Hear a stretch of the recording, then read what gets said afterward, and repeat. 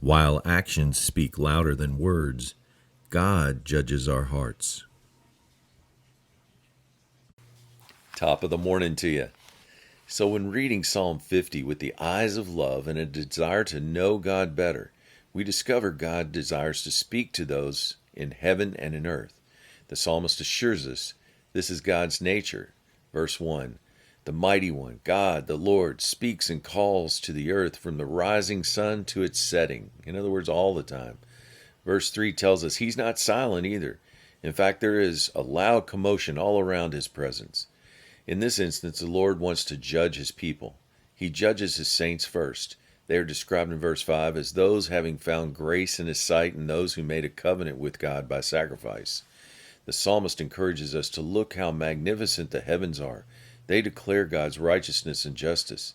Verse 6, for God is judge. Verse 7, we have God speaking here.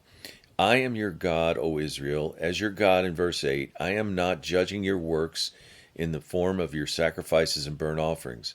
God says he doesn't even need these sacrifices. After all, verse 10, I own the cattle upon 1,000 hills. God lets them know he's more concerned with their heart while performing these works. He wants their hearts to be thankful, obedient, loyal, and dependent upon him alone, and he promises to deliver them in the day of trouble. Next, the Lord addresses the wicked. He warns them, don't even talk about his statutes or their promises. They have nothing to do with you because you refuse my instruction. The wicked keep bad company, thieves, adulterers, liars, slanderers. God reminds the wicked to don't take his momentary silence as approval of their actions. There will come a day of accounting for those who conveniently forget God. Verse 22.